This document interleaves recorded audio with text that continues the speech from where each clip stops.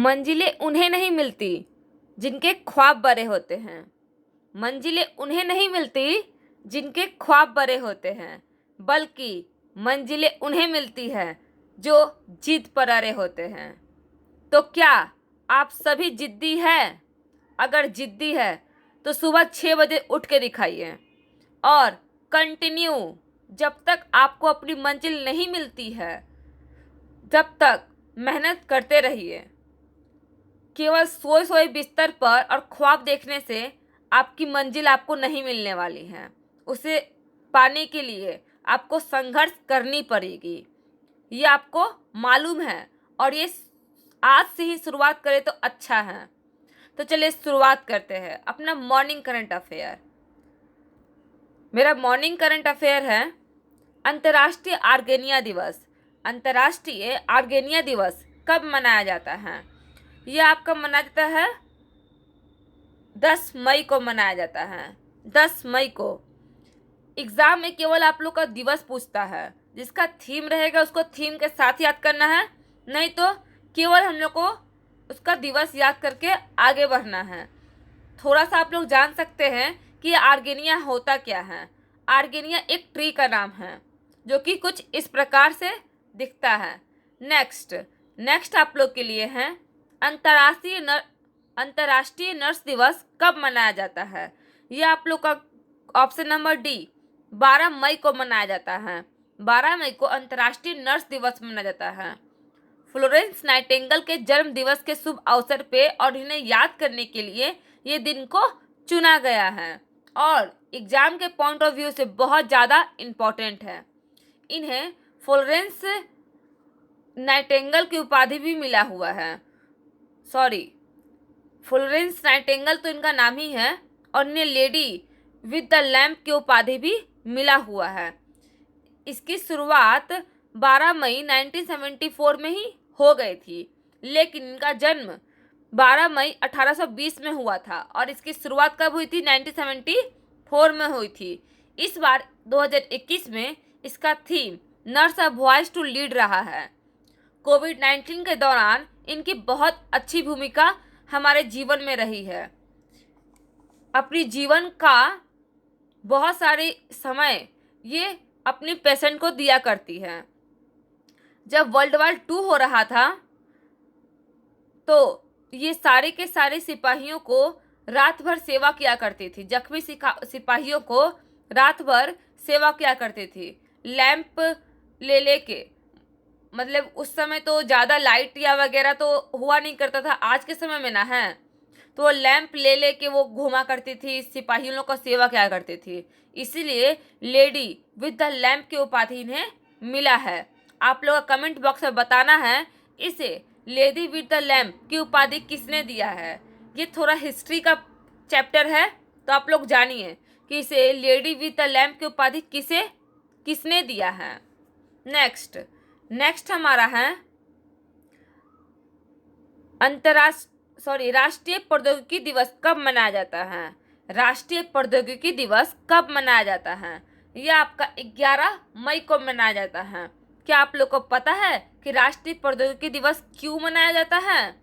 तो आप लोग के लिए ये लिस्ट, ये जब पोखरण 2 हुआ था तो आज के दिन 11 मई के दिन ही हुआ था। अब कब? 1998 में हुआ था।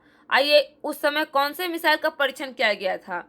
शक्ति 1 का सफलतापूर्ण परमाणु परीक्षण हुआ था।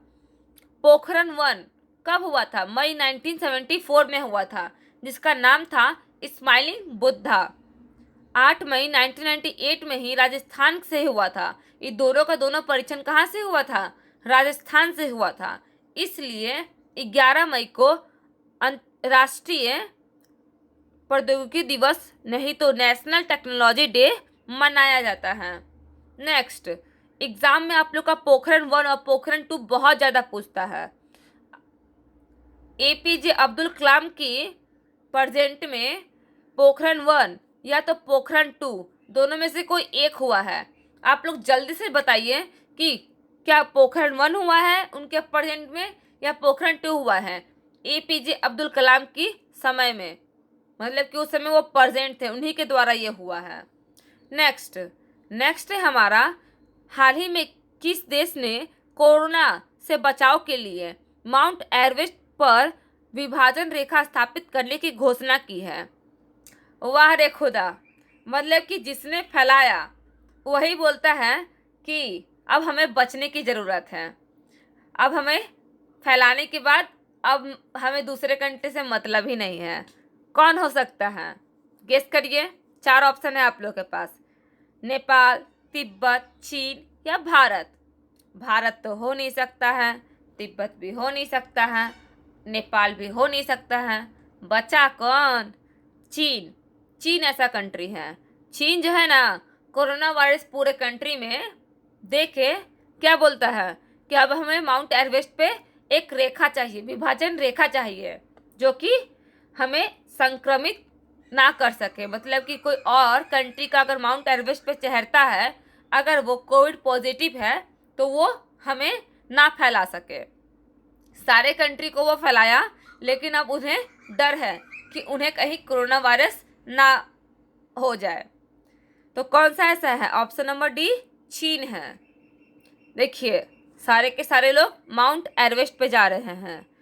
कितना खूबसूरत नज़ारा है। आप लोग देखना चाहेंगे? देखना है तो मेहनत करना पड़ेगा। मेहनत करने के लिए सुबह उठना पड़ेगा, और उठने के लिए दिल में जुनून होना चाहिए। बिना जुनून का कुछ नहीं होने वाला। नेक्स्ट नेक्स्ट है आप लोग का, ओफ, आज फिर ये कटने लगा। हाल ही में किस देश ने कोरोना वायरस के सिंगल डोज के लिए एक वैक्सीन तैयार किया है? मतलब कि आज जो इंडिया में डबल डोज लग रहा है, इंडिया क्या, अभी जितना भी वैक्सीन बना है कोरोना वायरस का, वो सारे के सारे डबल डोज हैं। मतलब कि उन्हें 3 महीने के बाद दोबारा लेना पड़ता है डबल दूसरा डोज। तो ऐसा करने वाला कौन सा हो गया है? रूस, जिसने पहला स्पुतनिक भी निकाला था, जो कि टीकाकरण मतलब कि वैक्सीन था।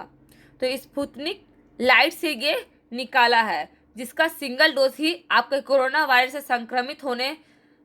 संक्रमित नहीं होने से बचाता है। तो इसका ऑप्शन नंबर डी हो जाएगा। नेक्स्ट, ये देखिए जो पिक है ना, स्पुतनिक लाइट का है, जिसकी कीमत $10 है। नेक्स्ट हमारा है, हाल ही में किसने राज्य ने मनोज दास, मतलब किस राज्य के मनोज दास किस राज्य के हैं, जो कि इनके नाम से एक पुरस्कार दिया गया है। उस पुरस्कार का नाम है अंतर्राष्ट्रीय साहित्य पुरस्कार। अंतर्राष्ट्रीय मनोज दास अंतर्राष्ट्रीय साहित्य पुरस्कार इनका नाम है। पूरा पुरस्कार का किसने घोषणा किया है? उड़ीसा राज्य सरकार के द्वारा ये किया गया है। मनोज दास कौन है? तो एक अंग्रेजी साहित्यकार है, जिन्हें 2020 में पद्म विभूषण से सम्मानित भी किया गया है। अगर इस प्राप्तकर्ता को इसमें क्या मिलेगा, मतलब कि पुरस्कार राशि में कितनी है, तो 10 लाख रुपया इन्हें नगद मिलेगा। 10 लाख मिलेगा। 2020 में पद्म विभूषण से इन्हें सम्मानित किया गया है। और मनोज दास कौन है? अंग्रेजी साहित्यकार है, और ये किस स्टेट से बिलोंग करते हैं? तो उड़ीसा से करते हैं। इसलिए उड़ीसा राज्य सरकार ने ये घोषणा किया है कि मनोज दास अंतर्राष्ट्रीय साहित्य पुरस्कार प्रदान किया जाएगा। नेक्स्ट है आप लोग के लिए, हाल ही में भारतीय मूल के प्रथम व्यक्ति जिसने 15वें शेख जायद बुक प्राइज जीता है। 15वां शेख बुक पुरस्कार जीता है। शेख जायद बुक पुरस्कार ये यूएई का सर्वोच्च सम्मान है। मतलब ये बहुत ज़्यादा, हम लोग का जैसे कौन सा पुरस्कार है, पद्मश्री, पद्म विभूषण, उसमें से सारे में भारत रत्न जो है इंडिया का सर्वोच्च सम्मान है। उसी प्रकार यूएई में शेख जायद पुरस्कार बहुत उच्च सम्मान है वहाँ का। तो 15वां शेख जायद बुक पुरस्कार किसे मिला है? ताहिरा कुतुबुद्दीन को मिला है। ताहिरा कुतुबुद्दीन को मिला है। ये पहली भारतीय है। मतलब हम वुमेन के बारे में नहीं बोल रहे हैं, पहली भारतीय है। ध्यान दीजिएगा, पहली भारतीय पाने वाली ये पुरस्कार, पहली भारतीय है? नहीं, शायद इससे पहले नरेंद्र मोदी को भी मिल चुका है। ऑप्शन नंबर बी, ताहरीरा कुतुबुद्दीन को मिला है। कृति करंत, सस्मिता लंका और गीतांजलि रॉय, ये तीनों का तीनों कौन है? सॉरी, थोड़ा भूल गए थे। ताहरीरा कुतुबुद्दीन, ये इन्हें 15वां शेख जायद बुक पुरस्कार मिला है। कौन से बुक के लिए मिला है ये आप लोग जानिए। अरेबिक ओरिएशन आर्ट एंड फाउंडेशन के लिए इन्हें ये पुरस्कार से सम्मानित किया गया है। Kriti Karanth wild innovation award से सम्मानित किया गया है। और Gitanjali time kids of the year पुरस्कार इन्हें मिला है। नेक्स्ट क्वेश्चन पे चलते हैं। नेक्स्ट हमारा है 10 मई 2021। 10 मई 2021 को ऐसा अनाउंस किया गया है, मतलब कि ऐसा कौन सा स्टेट है जो कि 18 वर्ष से सभी ऊपर कोरोना संक्रमित व्यक्तियों को एक दवा प्रोवाइड कराएगा। मतलब कि वो राज्य सरकार कहता है ना कि जितने लोग भी 18 वर्ष से ऊपर है और अगर वो कोविड पॉजिटिव है तो उन्हें कौन से दवा दिया जाएगा? आइवरमेक्टिन दवा दिया जाएगा। और ये दवा के द्वारा वो कोरोना निगेटिव हो जाएंगे, मतलब ठीक हो जाएंगे। लेकिन WHO इसका विरोध कर रहा है क्योंकि ये दवा हमारे बॉडी में सही नहीं होता है, इसका साइड इफ़ेक्ट बहुत ज़्यादा होता है और ये कोरोना वायरस इससे ठीक ही हो जाएगा, ये भी कोई सत्यापित नहीं किया गया है। इसलिए इसका विरोध कौन कर रहा है? WHO इसका विरोध कर रहा है। और WHO में कौन सा ऐसा मेंबर है जो इसका विरोध कर रहा है? इसके वैज्ञानिक सलाहकार एक नाम है जिसका नाम है सौम्यानाथन,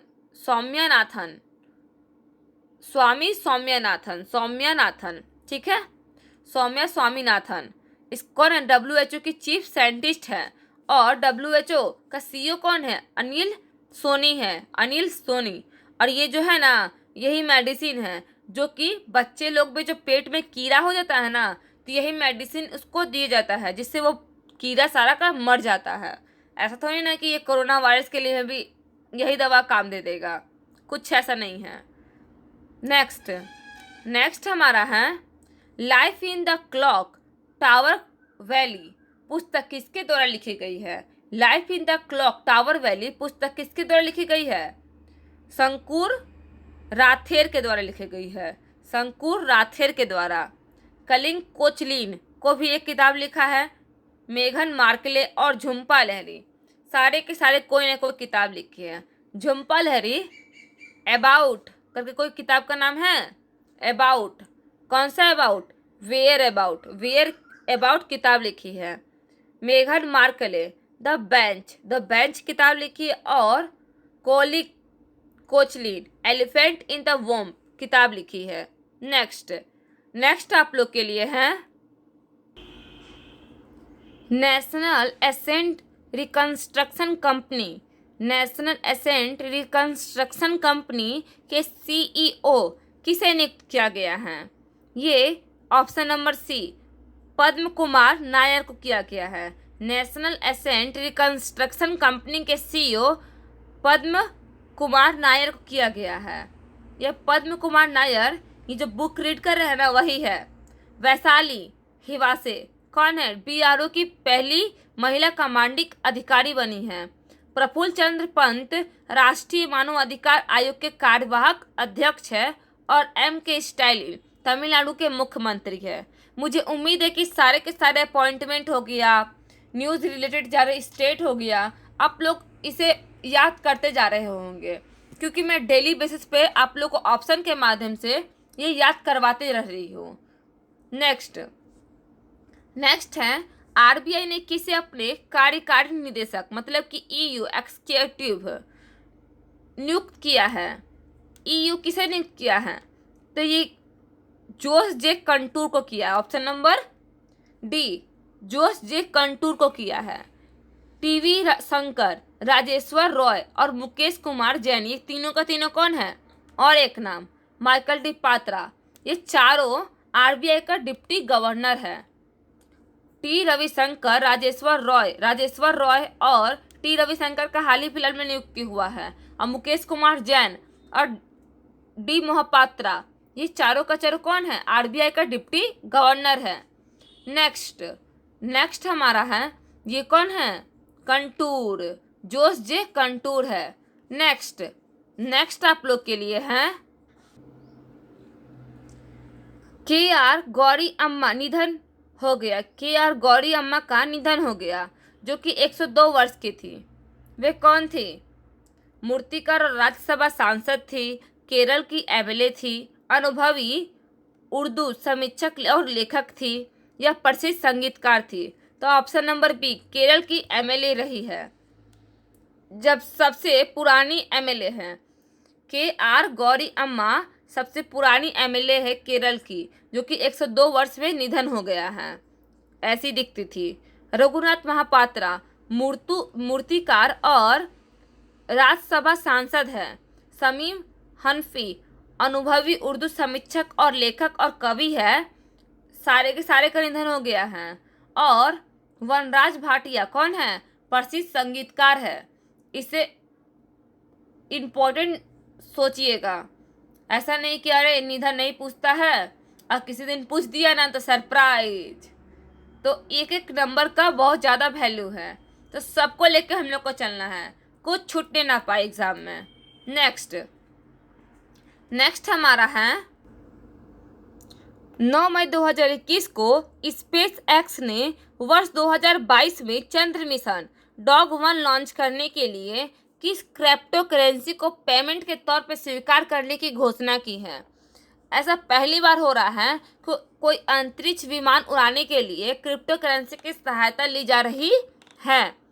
तो कौन है ऐसा crypto currency? Dog coin, option number B dog coin है, जिसके पेमेंट के तौर पर स्वीकार करने की घोषणा की है। मतलब कि क्रिप्टो करेंसी एक डॉग कॉइन है जो कि पेमेंट के तौर पे इसे स्वीकार किया गया है। और स्पेस एक्स का एलन मस्क है, अध्यक्ष कौन है? एलन मस्क, जो कि 2022 में चंद्र मिशन डॉग-1 को लॉन्च करने वाला है। देखिए इमेज अपने से बनाया है, डॉग पे बैठ के एलन मस्क जा रहे हैं मंगल चंद्रमा पर। नेक्स्ट आप लोग के लिए है अटलांटिक पार करने वाला दुनिया का पहला पोत, मानव निर्मित पहला पोत कौन सा है? तो ऑप्शन नंबर कौन सा हो जाएगा? Option number be my flower 400, जो कि अटलांटिक को पार करने वाला दुनिया का पहला मानव रहित पोत बन गया है। ये देखिए सारे के सारे मानव रहित पोत है। नेक्स्ट आप लोग के लिए है, और ये लास्ट अंतिम भी है, पुदुचेरी जल जीवन मिशन के तहत 100% पाइप जल कनेक्शन करने वाला कितनवा राज्य बन गया है? मतलब पुदुचेरी तो ऐसा स्टेट बन गया है जो कि पूरी तरह से जल जीवन मिशन के तहत पाइप जल कनेक्शन वाला स्टेट बन गया है। तो वो कितनवा बना है? ऑप्शन नंबर डी, वो चौथा बना है। पहला कौन है? पहला आप लोग का गोवा ऐसा करने वाला राज्य बन गया है, दूसरा तेलंगाना और तीसरा अंडमान और निकोबार हो गया है। पुदुचेरी के सीएम कौन है? एन रंगासामी, इनका हाल ही फिलहाल में नियुक्ति हुआ है और 2024 तक ये इनका लक्ष्य है जल जीवन मिशन का कि पूरे स्टेट को जल कलेक्शन देना है। आई होप, मुझे उम्मीद है कि आपको सेशन पसंद आई होगी। अगर पसंद आई है तो इसे लाइक, सब्सक्राइब और शेयर करना ना भूलें। जय हिंद, जय भारत।